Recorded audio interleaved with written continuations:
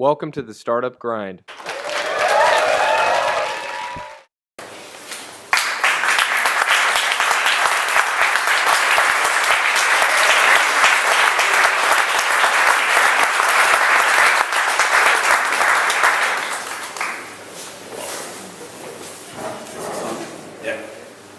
Thank you for that warm, lovely introduction. And it's just a delight to be here.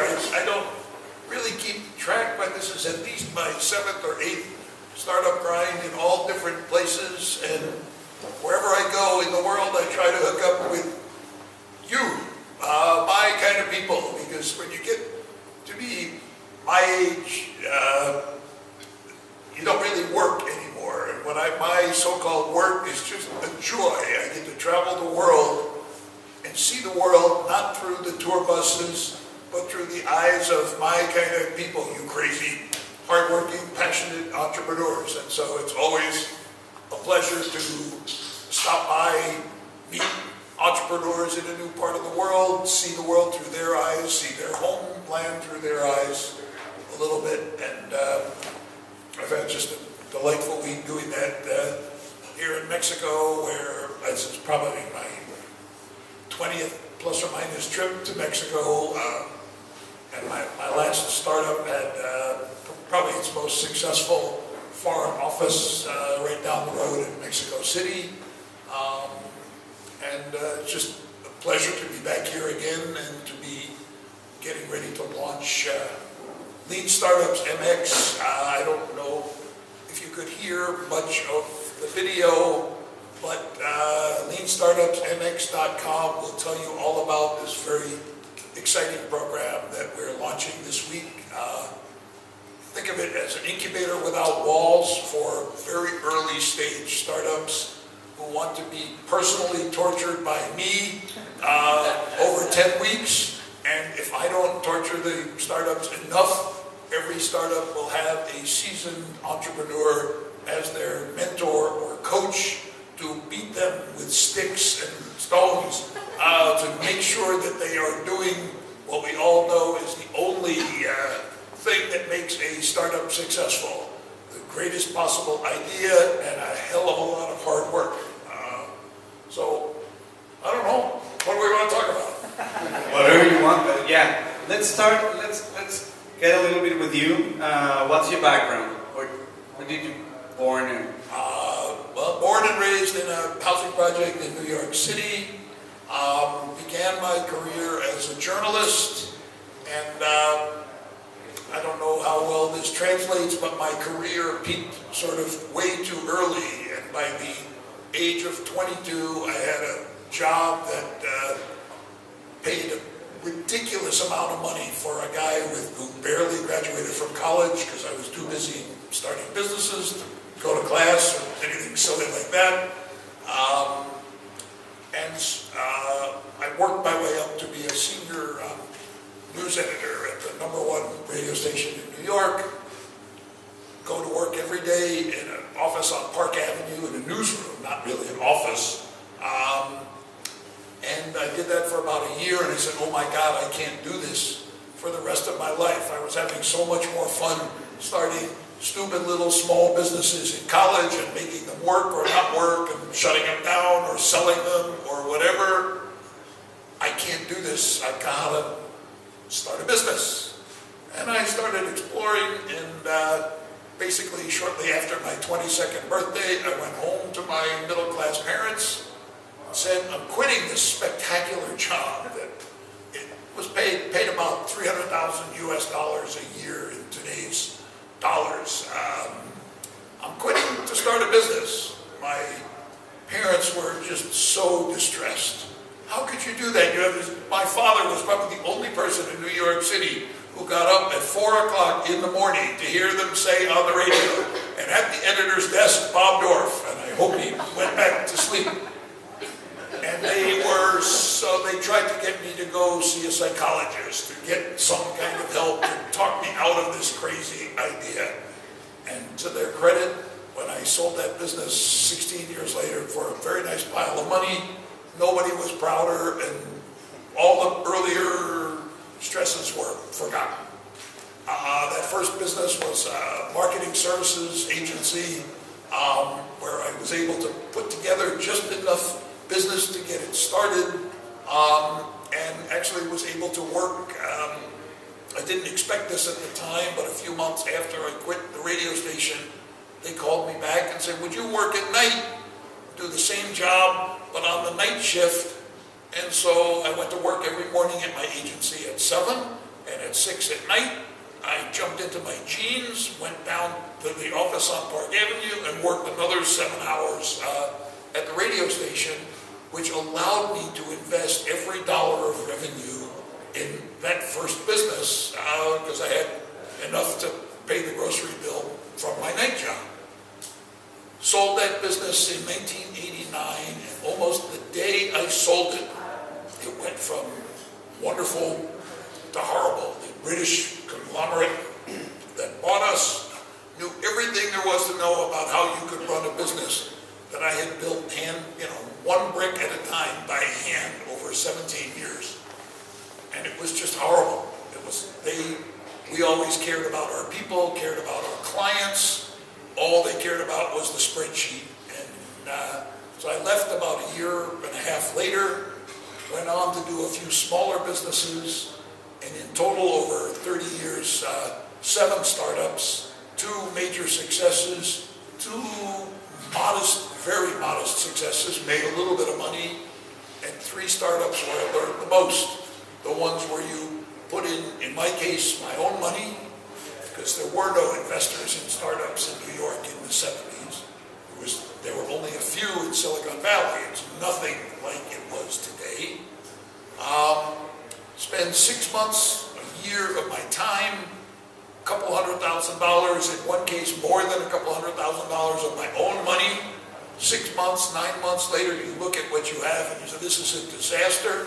You roll it all up in a ball, you put it in the toilet, and you flush the plunger and say goodbye, take a vacation, go drinking with your friends, get up and do the next one, because that's what entrepreneurs do. So 7 startups, 2 great successes, 3 where you really learn how to build a startup. Went on from there in year 2000, left number 7, invested in 27 early stage startups, 7 IPOs, 6 more in the toilet, and everything you can imagine in between.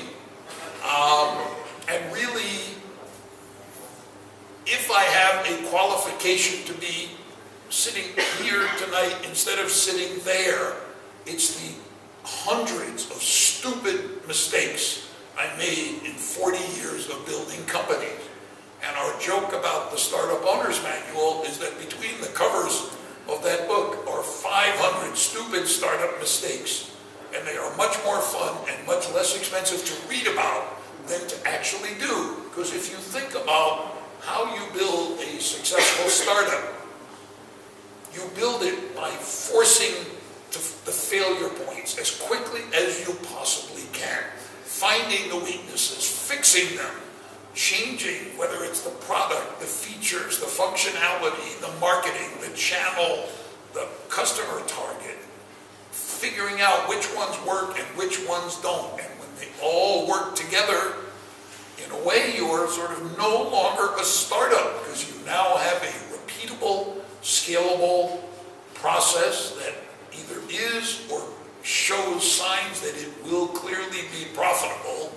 That is not a startup, that is a business. And that's really the goal of every startup, to put itself out of business by finding that repeatable, scalable sort of opportunity. And then the rest about Dorf is, married forever to a woman who's got a very full life, because to be honest, I'm not home that much. She's got, 2 careers going in parallel. Together we made a magnificent daughter who's now older than many of you, 34, PhD psychologist, and more important, the mother of 2 beautiful grandchildren, which are clearly that cluster of is my proudest, probably my most expensive startup of all. expensive with the highest return on investment of even my 900 to 1 IPO. So great. That's a very fast glimpse of Bob Dorf. But let's try to take it by parts and see how can we squeeze more knowledge from you. Let's go back to startups. Your first startup was the one with marketing.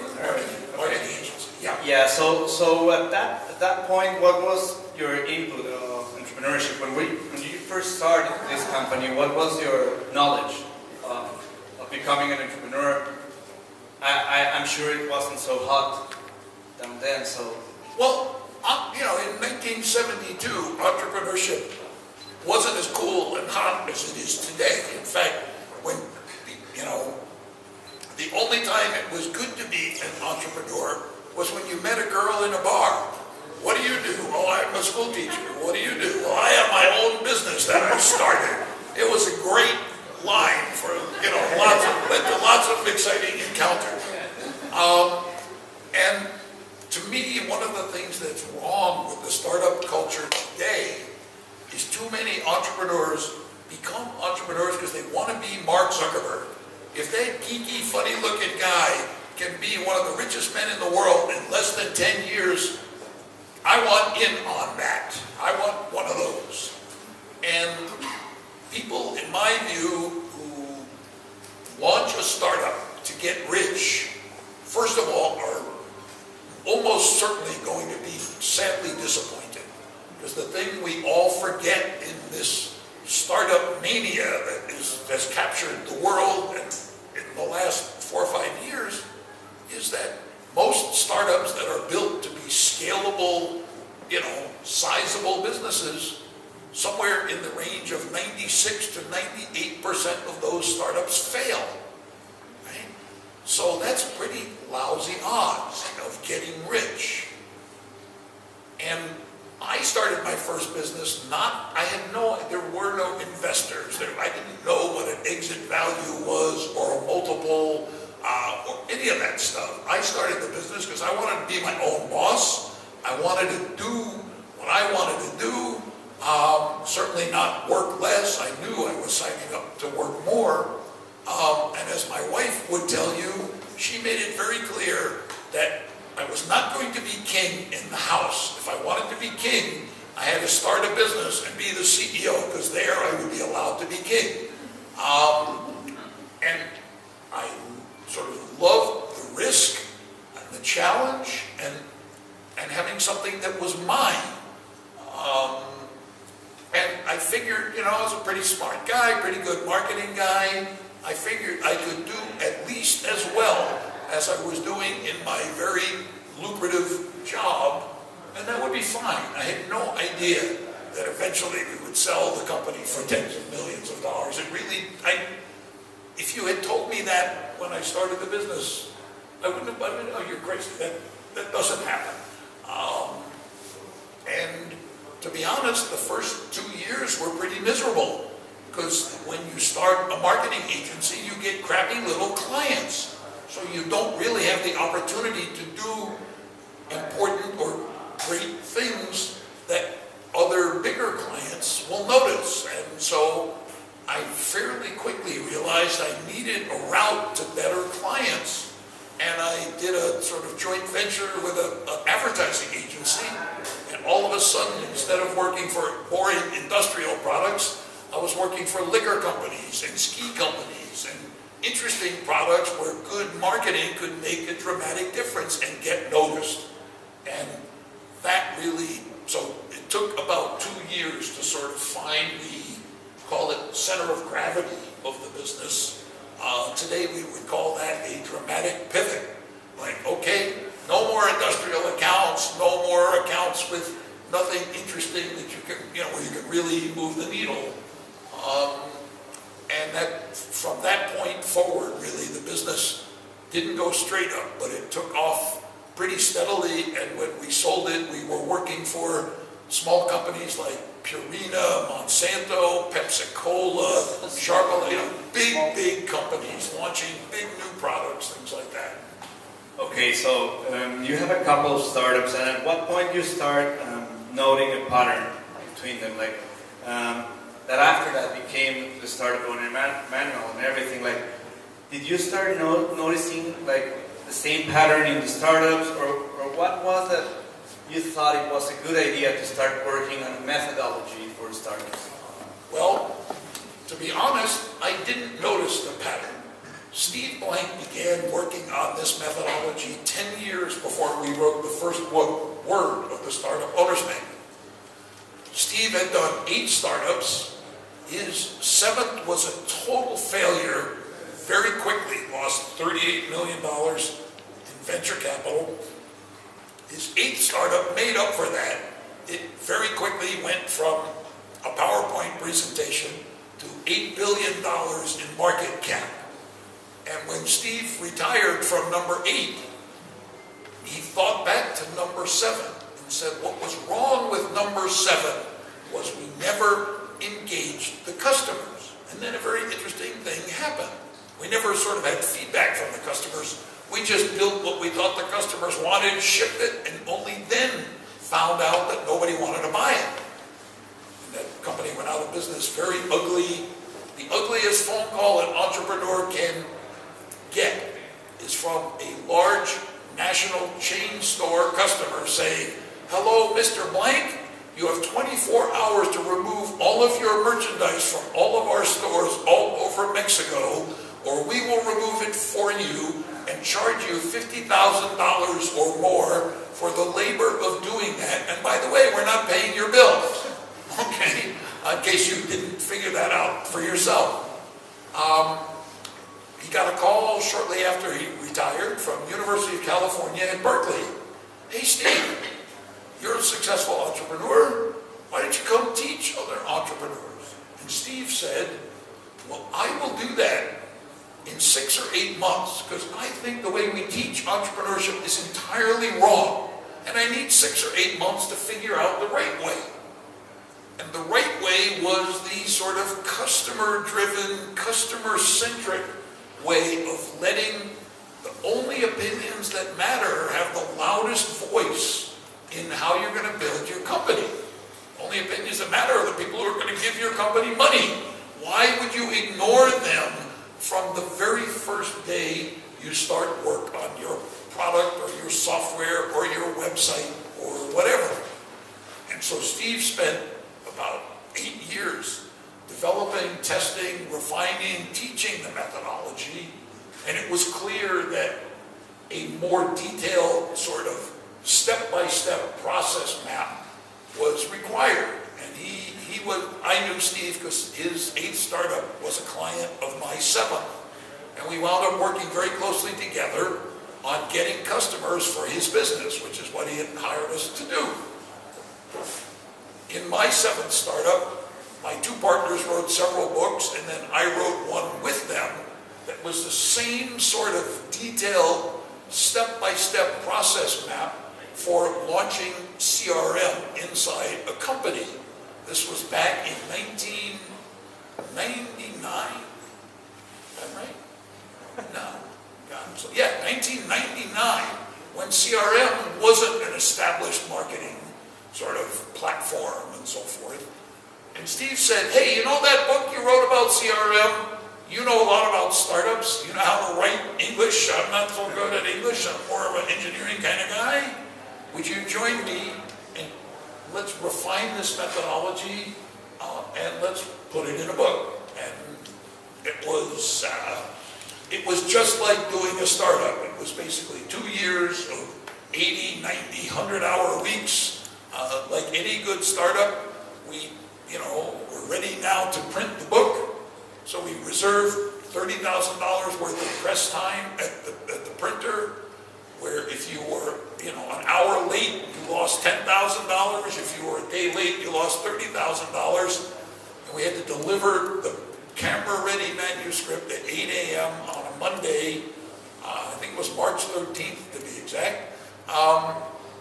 And at 3:30 in the morning, we were still making changes, because that's what startups do. Okay, and then you create this book. And what's the relationship and the differences between the Startup Owner Manual and within Startup Eric what's the deal with those books? There's almost no difference. Eric was one of Steve's very first students in I think it was his second class at University of California, Berkeley. And I mentioned this story to someone earlier, but I think it's worth repeating quickly. When Steve finished writing down the methodology, it took 4 or 5 months to write it down, and then he said, okay, it's done, but how do I know if it's any good or not? I haven't exposed it to a customer. I have no real world feedback on this. All it is what came out of my head. I'm sure it's right, because entrepreneurs are always very sure of themselves. So how do I test this methodology? I know that any sort of multi-millionaire can do this. Do not try it at home on a credit card. I will invest in a company and on the following conditions. 1, they will attend my course, and 2, they will follow the methodology, and 3, and probably worst of all, I will be on their board, and I will follow them to make sure that they are religiously following the methodology. The CTO of that company was a 25-year-old engineer named Eric Rees.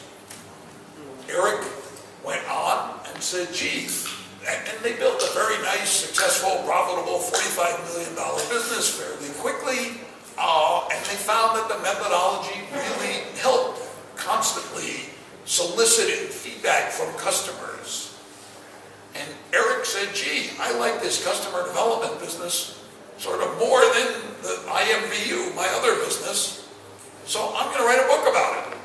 And the one addition he made to the methodology, and really the only difference between the lean startup methodology and customer development, was Eric's very brilliant finding that if you are developing your product without agile development techniques, whether it's hardware or software, if you are using what was traditional waterfall, step by step, one step leads to the next, and it's all in a Gantt chart and a very tight sort of program that ends at first product ship date. If you have that kind of a rigid plan for building your product, why would you bother doing customer development at all? Because when you go out and all the customers tell you, we don't like the color palette, or we don't think the features are right, or it's too expensive, or we don't want to buy it there, we want to buy it here, your product can't respond to the customer feedback. So why waste all that time talking to customers? And so that ingredient added to customer development is really the fundamental difference between the two. And certainly we totally agree with him. We just didn't really have the wisdom to pinpoint that before the book. There's also, continue with Lean Startup, there's a lot of people, like I saw 2 big groups in the Lean Startup community. One that is trying to give the Lean Startup as a recipe of success, like if you follow it you will be automatically successful in your startup. And the other more conservative people are telling you it's a way to avoid mistakes and try to be less certain that your startup will fail. But what are your thoughts on that? There is no magic answer to making a successful startup. You can memorize the 618-page startup owner's manual and you are still likely to fail. The job of the methodology is to reduce the rate of failure. There are so many factors beyond the entrepreneur's control in building a successful startup. Availability of capital, competitive situation and changes to the competitive situation, regulatory changes, customer behavior changes. These are things you can't control. So, in fact, the way I talk to my students about it, you can invent the most brilliant, inexpensive corporate database product today and offer it today at the very best price possible. And if Oracle launches next Monday a more expensive, less effective, similar product, you are just dead. You are as dead as if your product was crap. They have 3,000 salespeople all over the world, tens of thousands of accounts that have opened purchase orders to spend money on Oracle, and Oracle is a much safer bet than yourstartup.com.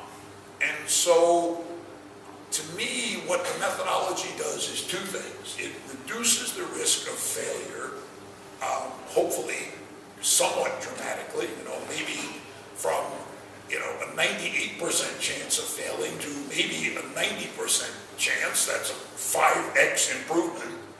But more important, if you agree with my theory that entrepreneurs don't know what else to do than start companies, it provides entrepreneurs with a roadmap or a method, sort of a basic methodology or guide for how to start from the idea and shape all of the other elements that need to combine with the idea to build a great company. And so that the first time you use the methodology, you learn what works for you, what doesn't work for you. You learn the tools. You learn how to use the tools.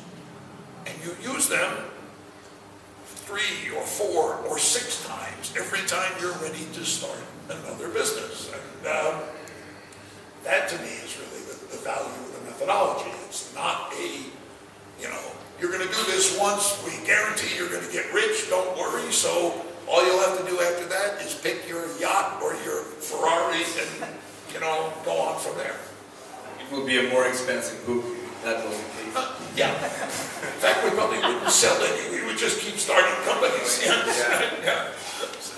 So, I know you have been traveling a lot, so in your experience, startups fail for the same reason in Mexico or in the US and Europe, or what are your findings regarding geography and failing of startups? That's a very wonderful question. Thank you. How do you begin? I think, probably the most universal cause of startup failure is either a mediocre idea or an idea that's not thought all the way through. In other words, the greatest product in the world without a way to attract customers cost effectively is not a successful business. The greatest product in the world without a reasonable cost structure is not a business.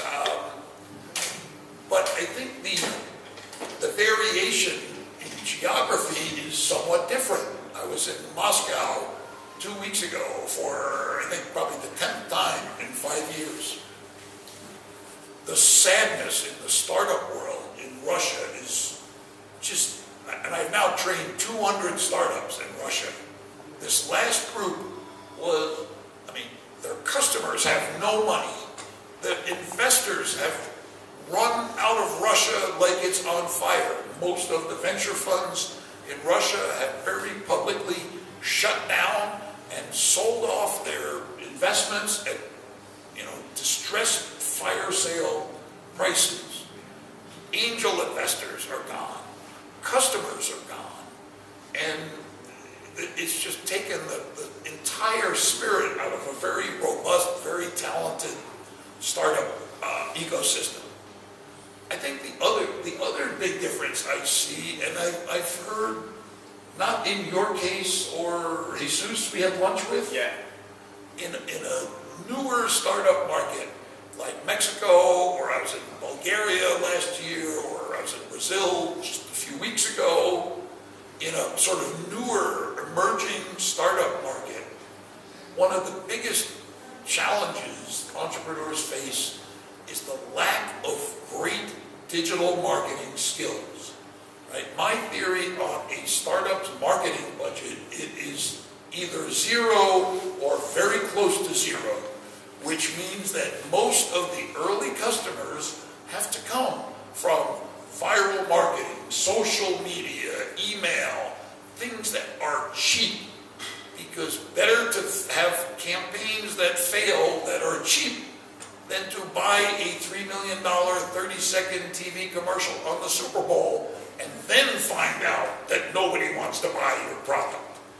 And so the digital marketing weakness, I see it everywhere in Latin America, for example, and certainly in Russia, Eastern Europe, Western Europe, a little less so, but it sort of follows, if you will, the maturity of the internet, which leads to the other set of problems we were talking about earlier, which is customer adoption of the internet first at all. In other words, what percentage of the population has full-time, high-speed access to the internet? That percentage in some parts of Mexico is probably less than 10. In Mexico City, I would be shocked if it's 50% of the people have full-time, at-home, or work, high-speed web access.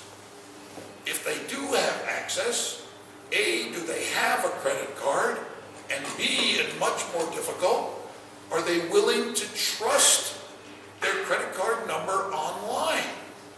Those are fundamental barriers to digital marketing that exist in many of the sort of emerging newer markets. Those are probably a few of the sort of most difficult one. The other one in many markets is the lack of good third-party next-day delivery service or two-day, the equivalent of FedEx or United Parcel Service, so that you can, ship your merchandise cost-effectively and reliably. In some parts of even the United States, that's still a very difficult thing to do. When you get to Colombia or Bulgaria, it's almost impossible. So before you start this program, the Lean Startup MX, what was your knowledge of Mexico regarding entrepreneurship? Did you heard something about it? Have you been here working with entrepreneurs? What was your intake about Mexico? Actually, my first introduction to really the startup community in Mexico was summer of 2013, and it was amazing. It was jaw-dropping to me.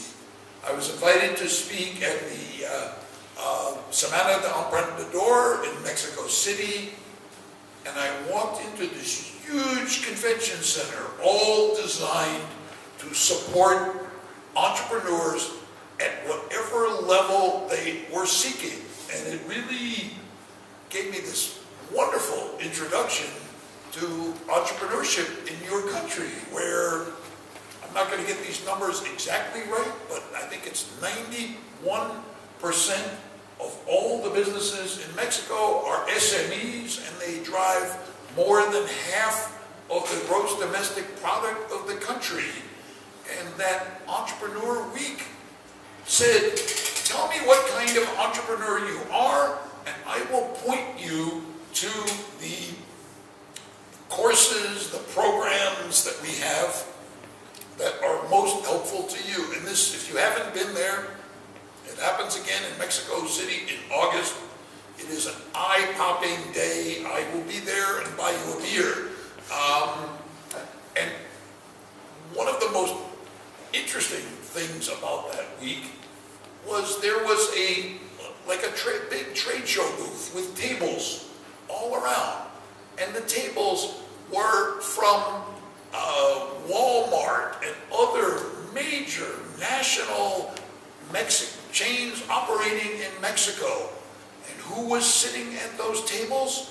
They were the merchandise buyers from big construction companies and Home Depot kinds of companies. And it was basically, we want to do business with Mexican entrepreneurs. Come and talk to me.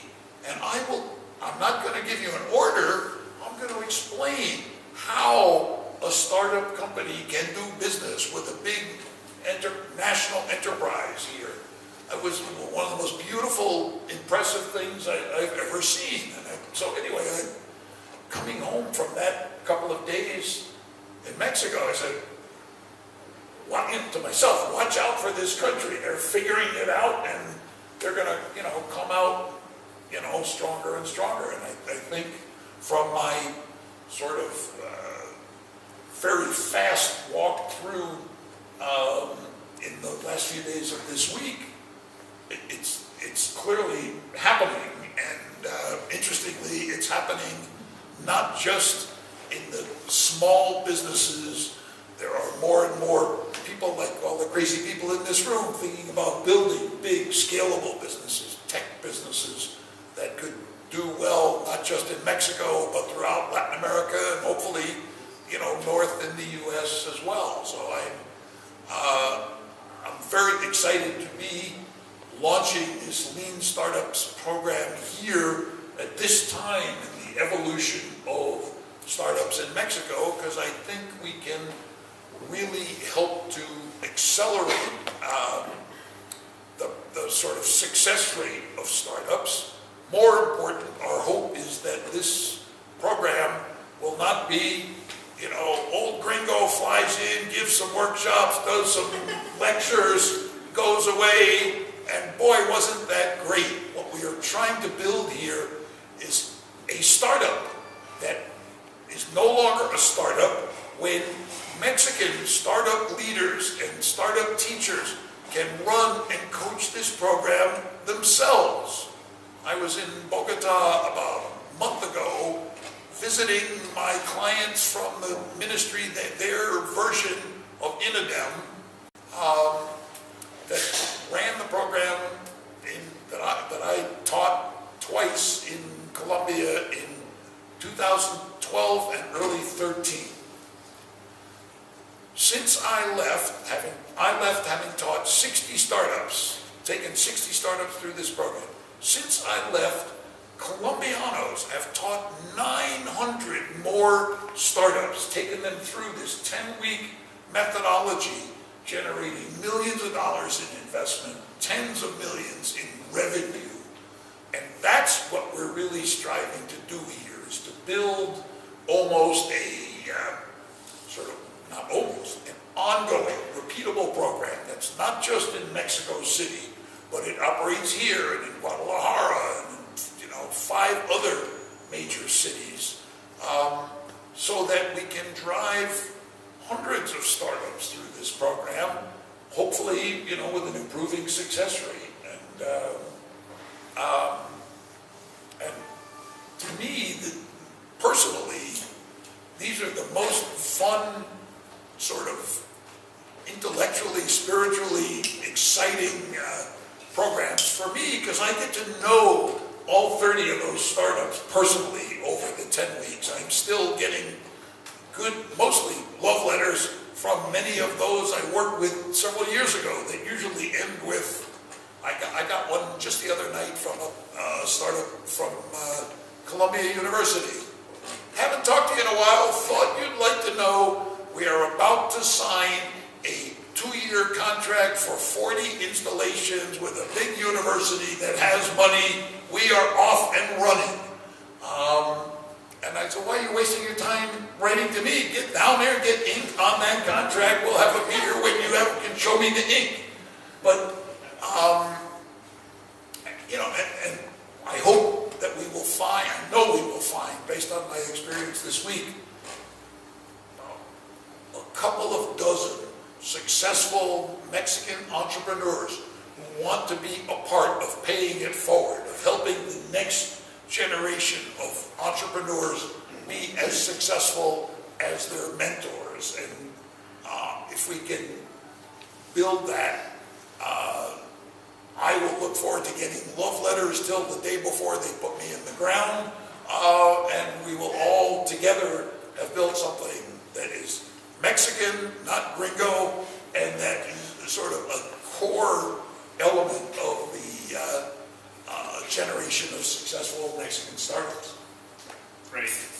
What about, do you think it's your biggest advice for a Mexican entrepreneur regarding, once again, geography, but also in general terms, like if someone is just launching a startup and, of course, customers, but can you be a little bit more specific about how should it work it out? Sure. I think I think there's a three-step process. First, too many entrepreneurs are in too much of a hurry to launch their business, to say, I'm an entrepreneur, I'm now doing X. And you should take your time to find an idea that first is personally challenging and exciting to you. And second, where you have some confidence that there's a big enough market opportunity to make it all worthwhile. Because the way I think of a typical investment that we make personally in a startup, it's a minimum of 20,000 hours of your life. That's 5 years, 80 hours a week off for Christmas, a week off for Holy Week, no vacations. You have to be 120% focused on your startup. So why would you put that much energy into something you're not excited about, something you're not passionate about? And number two, why would you launch something until you're convinced there's a big enough market opportunity to be sure that you will have a good reward if you do a great job and you build a successful business? And so, in fact, the very first step of the customer development process, sort of customer discovery, step one, which entrepreneurs hate, right? Entrepreneurs love, okay, I have an idea. I'm going to sell new wireless microphones, and they're going to be lighter, louder, and prettier than this black thing. So I go out, hey, what do you think of my, here's the old microphone. Let me show you a picture of the new one. This one's a little cheaper. It weighs half as much. It's louder, whatever. What do you think? You want to buy one? How could you possibly go that far that quickly, number one? Number two, what is the market for wireless microphones? How long do they last? What's the replacement rate? And does the world really need a better wireless microphone? And so customer development doesn't start with go out and talk to people about your idea. It starts instead with testing the seriousness of the problem. Because if you're not solving a serious, frequent, expensive, painful problem that's painful to a lot of people, either costs them money, costs them time, costs them their job, their house, their spouse, if they're not worried about it a couple of times a week, you're not going to be on that customer's top 5 things to do list. And if you're not on the top 5 things to do list, people are just too busy to think about, gee, I did this conversation with Pablo, and maybe I could have had a better microphone. That's just not going to get on my list of things to think about.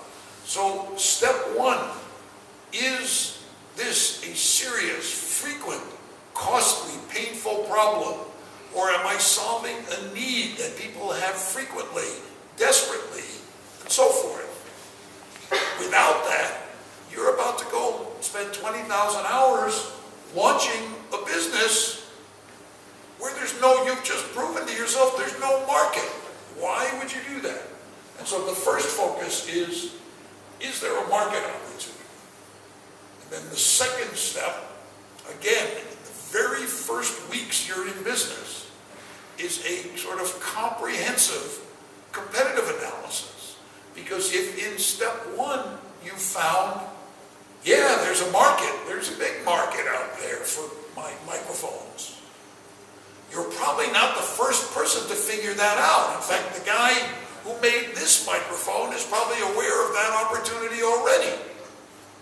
So study the competitive set, see where you fit in the universe, and make sure that there is a place where you can stand out and be different and be important in that universe. You don't need the whole market to be successful, as long as you know that 3 or 10 or 12% of the market will deliver a big enough business to make economic sense, reward you, reward your team, reward your investors. So those are really the very first fundamental steps. And I think the most important of all of those is, right, you're going to marry your startup, right? When you go looking for the man or woman you're going to marry, you don't take the first guy or girl that walks by or that you shake hands with at the party. You look sometimes for years for something that makes your heart go thump, thump, thump, thump, thump, right? That gets you really excited. Don't you want that same kind of passion in the company you're going to go work on? You're going to spend more time with your startup than you are with that man or woman you just fell in love with. So you damn well better be also in love with your startup. Okay, so let me give you a couple of questions to end, and then we can take a couple of questions from the audience. We will try to do like a speed round. So what do you think is your biggest disagreement, or in what subject, with Steve Lang? We have to be serving breakfast to answer that question. I think it's probably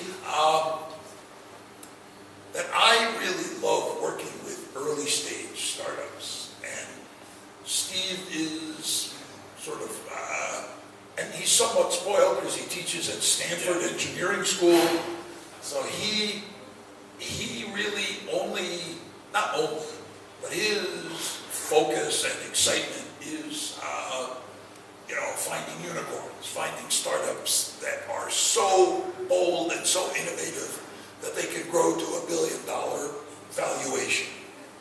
One of the things I loved about the work I did in Colombia that really convinced me that I like early stage is the objective of the Colombian government was not to find the next Google. Finding the next Google is not a 1 in 1,000 shot, it's a 1 in 10 million chance. Their objective was to help bright, hardworking entrepreneurs build companies that could employ 20 or 30 Colombianos, could pay taxes, and could be sustainable. It's a much more reasonable objective. And even Google had to have 30 employees before it had 30,000. So if you think of it as a sort of intermediate step on the road to great success, you have to take step 1 before you can take step 10. So I have sort of, I think, adapted the methodology somewhat to be more focused on taking what are sadly too often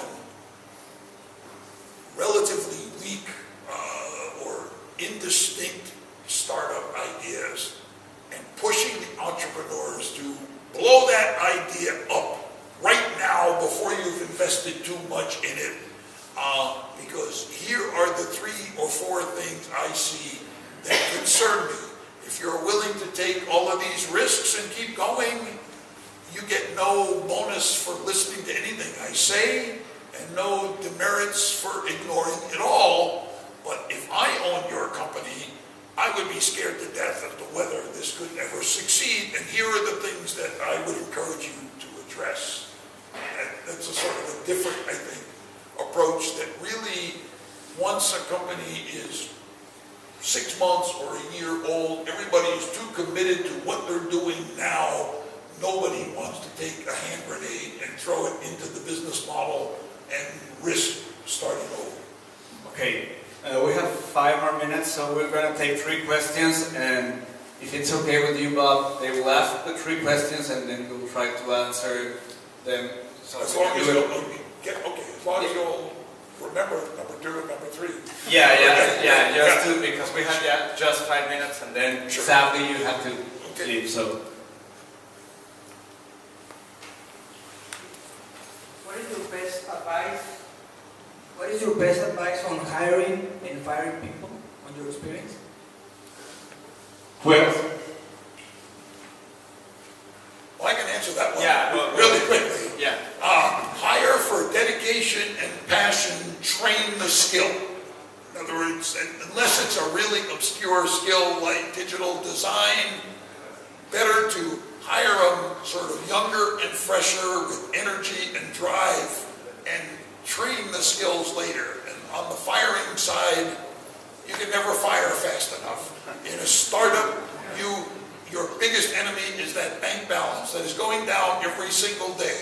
If you have somebody that is not a star player, give them a couple of quick warnings about you're not one of my stars, you are at risk. Here's what I need to see you do in order to be, keep you on the team, and don't hesitate, when it comes to making the hard decision. Okay, go ahead. Hi. What would be your suggestion or advice for the many of us, I think, who lack of technical skills but have plenty of ideas, in different fields which need some technical background? Sure.